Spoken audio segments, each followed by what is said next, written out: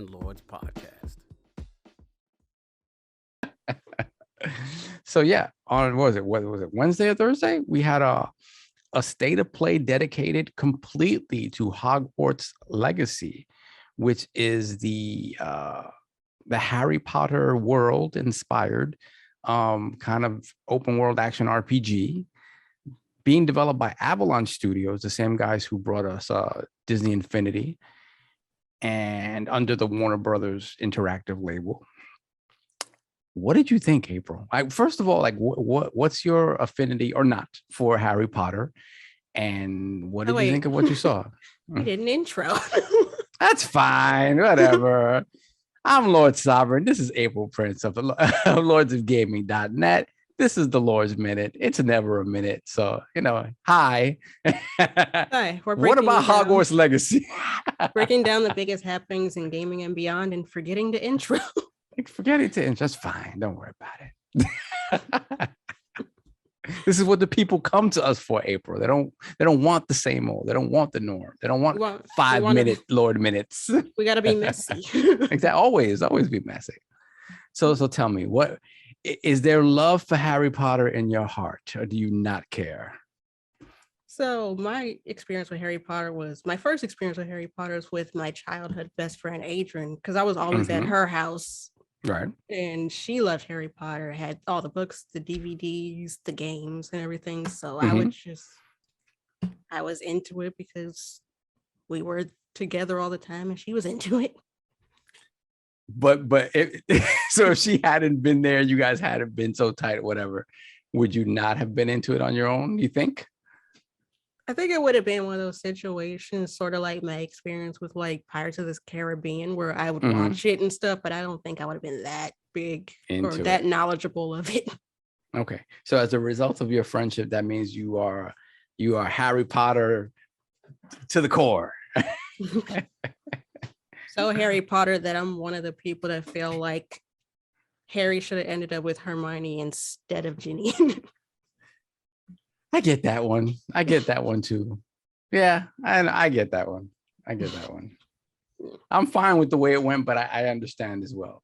It kind of felt, as someone who watched the movies, I didn't read the books. As someone who just watched the movies, I mean, it just felt weird that those two wouldn't get together as close as they were. But I mean, who knows? Whatever. It is what it is. Yeah. I thought the Ron stuff with Hermione is cute. So yeah, okay. So you're hardcore. So what do you think about what you saw in the state of play for Hogwarts Legacy? So I think a part of me feels like they were always planning to do it this way, but another part of me is like, what if they just did another state of play because the first one was underwhelming? Really? You found this underwhelming? I found the first state of play underwhelming, but I'm like, what if they were like, oh man, we got to put out the Harry Potter news. They didn't like the first one. Oh, so you mean the first time they talked about it? Was it a state of play or was it just kind of the announcement thing? Oh, no, I mean the state of play that they put out like the week before this one. Oh no, forget about that. That's a totally different beast. I do like, honestly, when they do have state of plays that focus on one game, I do like the deep dives into the games. Like, I think that's cool, and I think for games that are coming out fairly soon, obviously they say it's going to come out at the end of the year, so I think it's very cool to get those deep dives. So that I like, Other state of plays, it's kind of hit or miss. It's just depending if they talk about stuff that you're interested in or not. Like last one, like we said last week, was very Square Enix centric, and just not all of it was really up my alley. Yeah, but I do like these open world sandbox kind of games. I keep saying I wish they would do one for Mortal Kombat because it would work so well. Yeah, hell yeah, I love it. Absolutely, they do so well with those story modes. I remember back in the day, what was it called? It was MK Legends. I thought you were talking about Conquest mode. There was a really bad 2D side scroller with Sub-Zero. I forgot the name of it now, but I bought all of that stuff, and was it bad? I don't remember it being that bad, but there was another. There was Special Mortal Forces Kombat too. Right, there was that. I think there was another one that was co-op too that was actually pretty good. Now I don't remember what Shaolin those Monks. are. Shaolin Monks, yes. So I mean, there's a lot of story there. An open world would be kind of awesome. It would be like getting the Jade Empire sequel. We'll probably will never get. That'd be nice. Um, yeah. I was like really pleasantly surprised at what I saw here. So a little bit of history from me on Harry Potter. I, initially I was like, I'm too old for this. I'm past on this. The kids going crazy. My niece going crazy. My sister loved it, but it wasn't something that I was really into initially. And then I saw the first movie. It's like, oh, this is cool. I like this. It's well done. I like the kind of take on wizards and witches and stuff like that in the school. And it's funny because before Harry Potter, I remember seeing there was a Halloween special that we used to see every single year called The Worst Witch. And it was kind of that thing where it was like, I just remember Tim Curry like being this grand wizard thing, and he'd come in singing and flying, and it was a thing. It was very Tim British. Curry, it's always a thing. It's always a thing. It was very British, but it was something that I always remember as a Halloween thing. So, and it's very similar. And as a matter of fact, don't quote me on this, but I think there was some legal stuff between like The Worst Witch and Harry Potter because there's similarities there. But so, seeing Harry Potter, I'm like, okay, I recognize this sort of stuff and it's cool. What I did like about it is as it progressed, like the movies progressed, the story got darker. And I'm like, oh my God, this, people are dying here. Hold on a second. Maybe this is kind of up my alley. And I kind of grew to love the world, the movies. Again, I still haven't read the books, and I'll probably do that at some point. I spoke about it today on our podcast. So last week on Wednesday, I had a kidney stone, right? And I thought I was going to die. I was like, oh, this is over, right? And so one of the first things that I thought after, oh, I'm going to die was, damn, I'm going to miss the Harry Potter play because I had purchased tickets. I had purchased tickets to take my sister to see the Harry Potter play last Saturday. So I'm like, oh, if I'm in the hospital or whatever, I'm not going to be able to make it. And I was excited to watch the play. It's called The Cursed Child. So thankfully I felt better by the weekend and we were able to go and we enjoyed it. It was amazing. It was one of those things where it's a straight play. It's not a musical or anything like that, but the special effects that you see on stage, and we were very close to the stage. So it was very cool. Like the Dementors, all of that stuff, like all that stuff looked amazing. There were parts where like there were characters that transformed into other characters, and it was literally happening on stage in front of you. Like just the special effects and the tricks that they would do to kind of immerse you in that was pretty awesome. So I'm kind of a big Harry Potter fan in that regard. So, and I've never played any of the previous games. A lot of the games that came out in the past to sort of capitalize on the on the movies and stuff like that, marketing stuff like the WB, like the WB Lego games and stuff like that. And some of the other ones that came out during the PS2 generation, PS2 Xbox generation, kind of did not. It was something that I'm not going to play that. But this, I got to tell you, when I saw it, I was I was taken aback. Just everything about it, from the way that it looked to the way they're handling like the RPG elements, the sort of upgrading, the fact that you're doing like a bully style, like, you're going to go to school every day and you're going to learn magic and you're going to go to all these different classes and you're going to improve your stats that way. And you're going to sort of explore Hogwarts and all its secrets and sort of the surrounding areas of Hogwarts. I was like, okay, they're really going in. And for me, as a fan of Harry Potter and kind of the lore and just everything around it, the fact that this game seems like it's really taking a detailed approach to sort of putting that world into video game form is super exciting. And for what I've seen, like, again, from the way it looks to the way it seems like it plays, just to the fan servicey stuff and the fact that you're going to get to explore these locales and areas you haven't been able to really explore in depth in any movie or even the books is super exciting to me. It seems like it's a product that is primed for the big time. If it sticks to landing, it comes out, to very positive reviews in the holiday season, it's going to do super well. I mean, as a Harry Potter game, it's probably going to do super well anyway, but a great Harry Potter game that is this in depth and can appeal to like the young and older fans alike. I was super excited to when in the middle of the state of play, I'm like, what the hell?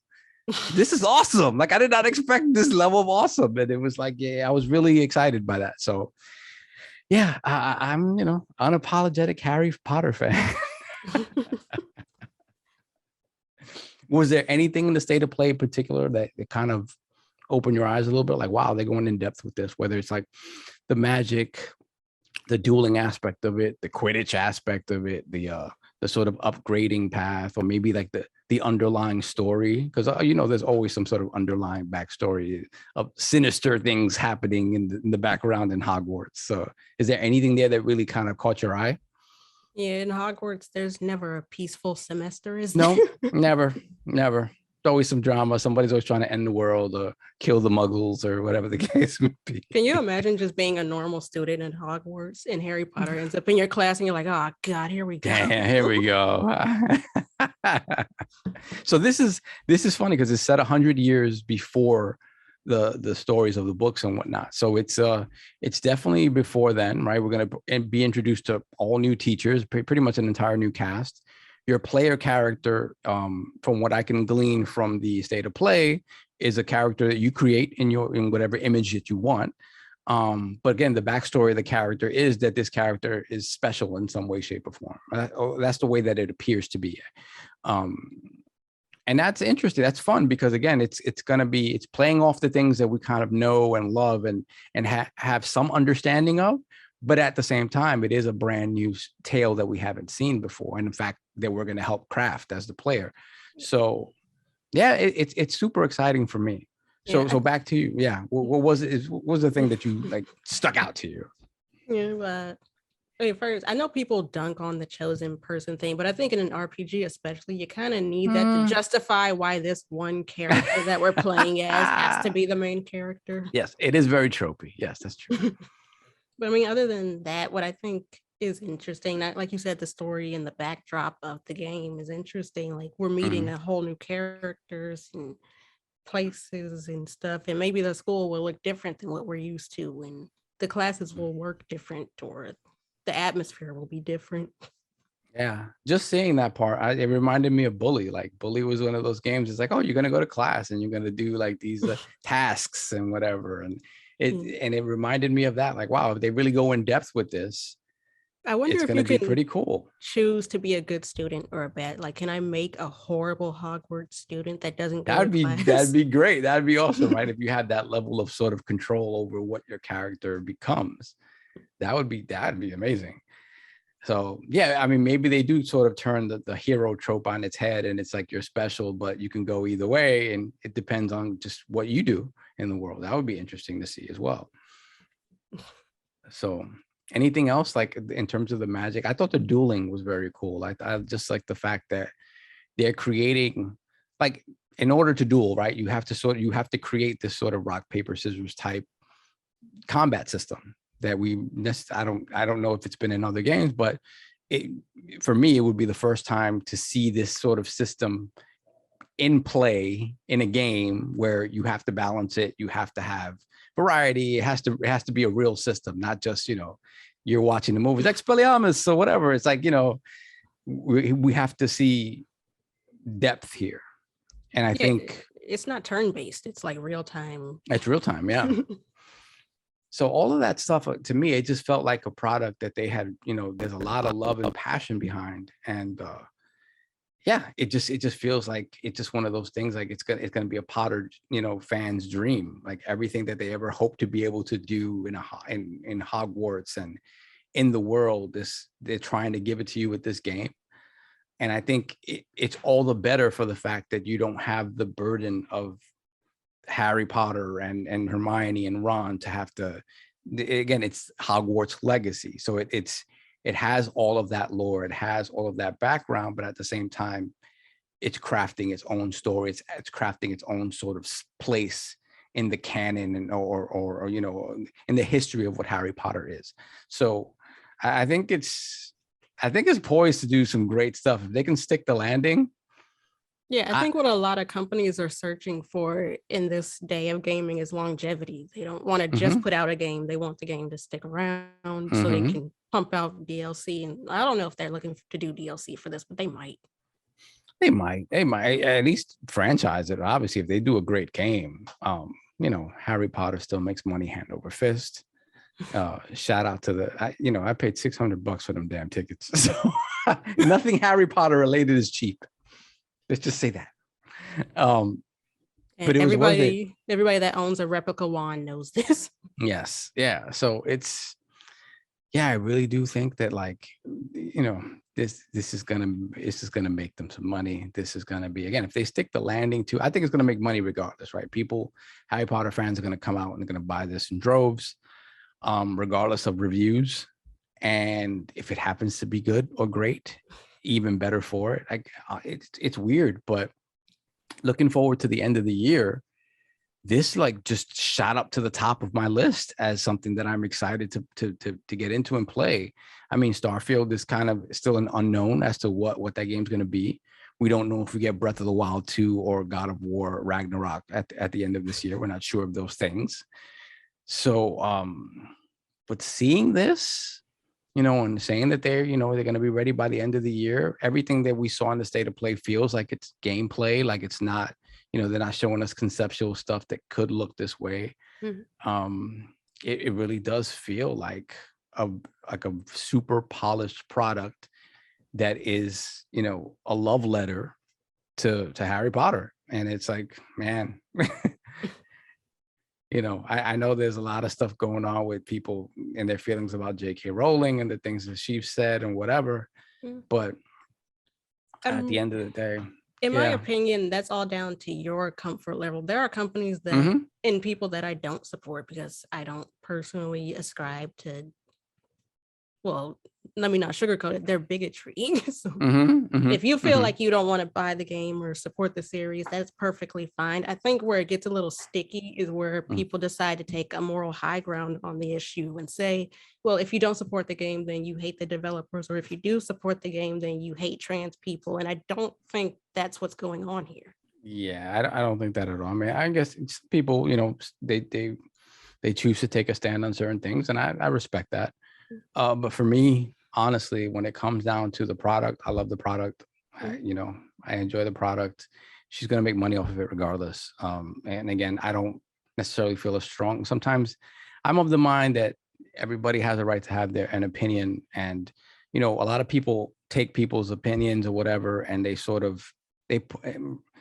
people's opinions shift, they change, they evolve. But as human beings, we tend to be constantly in gray area. That's where we operate because things aren't always black and white. Sometimes people who want to make a specific argument make things very black and white, and they just aren't. No. And as human beings, we are the most nuanced animal, completely nuanced creatures on the face of this planet.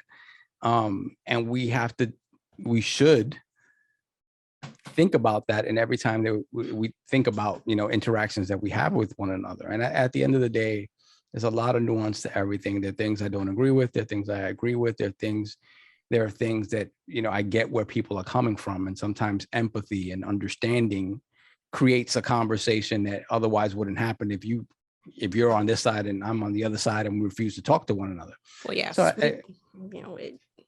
she's doubled down so many times. It's never going to change her, idea. So. Right. And that's the thing. But I think there is nuance there as well, that people it doesn't serve their narrative and their arguments. So the nuance doesn't come out. And, there are very few things that are definitively good, definitively bad, definitively evil, whatever the case may be. Like I said, we're human beings. There's a whole hell of a lot of gray.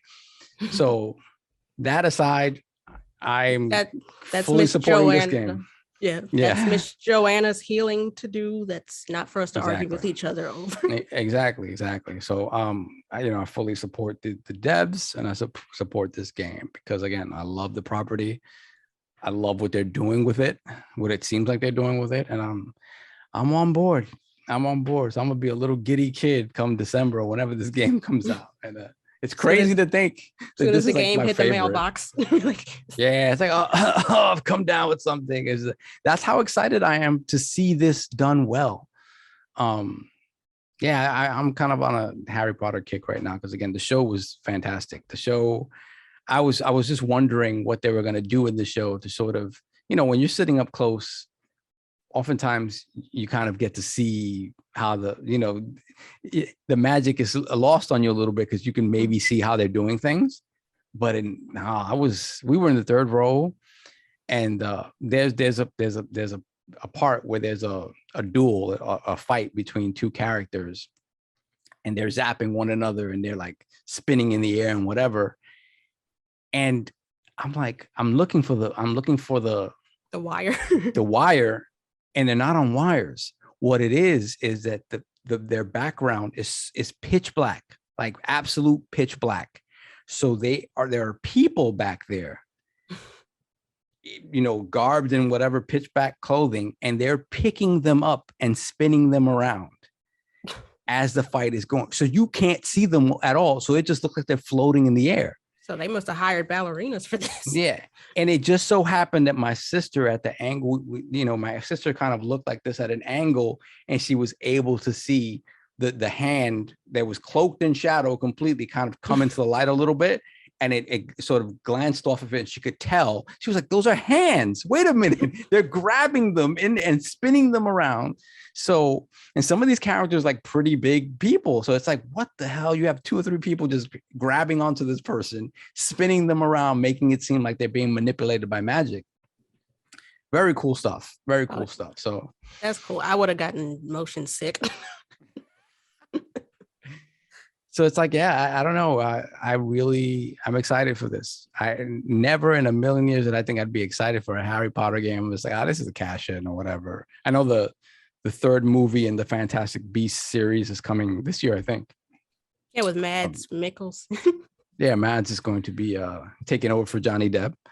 So, yeah, Potter Mania could be upon us once again if they knock this out of the park. So I'm excited, but that's all I got on it. This has been the Lord's Minute. This has been the Lord's Minute. Gotcha.